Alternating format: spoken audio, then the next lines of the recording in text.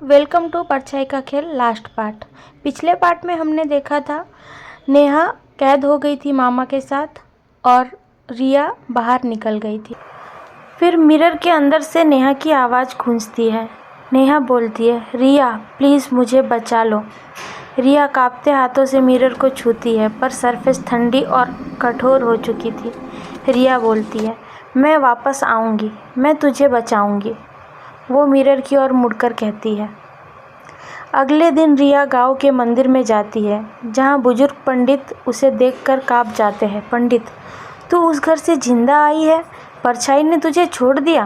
रिया बोली, मुझे सच चाहिए, ये खेल शुरू कैसे हुआ? पंडित उसे पुरानी शिवानी की डायरी देते हैं। रिया पन्ना पलटाती है और पढ़ना चालू करती है।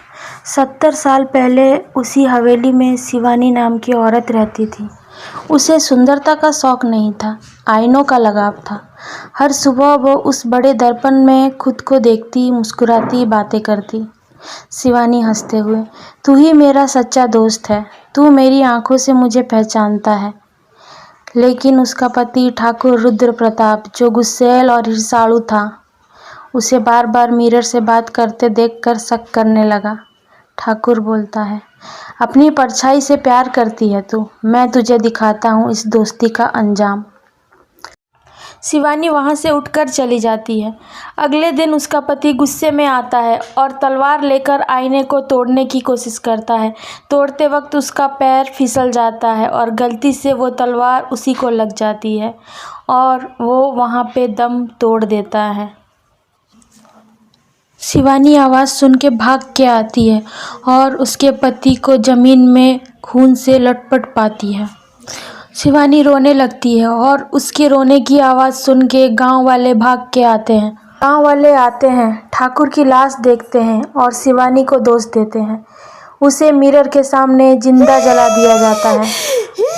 फिर शिवानी की आत्मा मिरर के अंदर चली जाती है और उसी दिन से मिरर शापित बन जाता है। रिया डायरी बंद करती है। उसकी आंखों में आंसू है, पर अब डर नहीं। रिया, उसने सिर्फ अपनी सच्चाई देखी थी, लोगों ने उसे श्राप बना दिया। पंडित कहते हैं उस दर्पण का रहस्य जंगल के अंदर पुराने मंदिर के नीचे छुपा है। फिर रिया तय करती है कि वो वहां जाएगी, सिर्फ नेहा और मामा को नहीं, बल्कि शिवानी की आत्मा को भी मुक्ति करेगी। घने जंगल में चांद की रोशनी मुश्किल से पहुंचती है। रिया वहां पहुंची। रिया और थोड़े आगे जाती है, वहां उसे एक झोपड़ी दिखती है। वो झोपड़ी के और नज़दीक जाती है। झोपड़ी एक दादी की होती है। वो वहां जाके दादी से बात करती है और उसे पता चलता है कि वो दादी वही है जिसने बचपन में कुछ लोगों को एक बक्सा मंदिर की ओर ले जाते हुए देखा था। दादी रिया को मंदिर का रास्ता बताती है। फिर रिया मंदिर के तरफ जाती है। मंदिर के तरफ जाते समय उसको रास्ते में एक गेट दिखाई देता है। वो गेट के अंदर घुसती है। घुसने के बाद एक बड़ा सा गुफा पड़ता है। वो गुफा को पार करती है। गुफा पार करने के बाद मंदिर आता है। रिया मंदिर पहुंचती है और ढूंढने के बाद उसको वो बक्सा मिलता है। वो बक्सा खोलती है। बक्सा के अंदर से तलवार मिलता है, जो तलवार से ठाकुर मारा गया था। तलवार मिलने के बाद रिया वही पुराने घर पे जाती है जिस घर पे मामा और नेहा फंसे हुए हैं। वो घर के अंदर जाती है और दर्पण के नज़दीक पहुंचती है और शिवानी की आत्मा उसे डराने की कोशिश करती है, पर वो बोलती है कि नहीं, मैं तुम्हें मुक्त करूंगी। और वो तलवार से वो दर्पण को वार करती है और दर्पण वहीं चकनाचूर हो जाता है। इसी तरीके से शिवानी की आत्मा को मुक्ति मिलती है। मामा और नेहा की परछाई जमीन पे गिरती है और वो उठते हैं। उठने के बाद दरवाजे की तरफ जाते हैं। मामा और रिया एक दूसरे से मिलते हैं और बहुत खुश होते हैं। फिर मामा, रिया और नेहा वो पुराने घर से निकलते हैं और मंदिर की तरफ चलते हैं।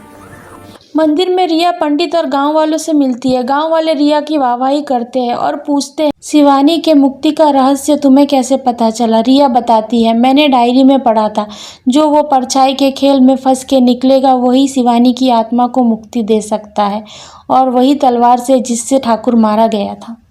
वीडियो अच्छी लगी है तो लाइक करें, शेयर करें और चैनल को सब्सक्राइब करिए।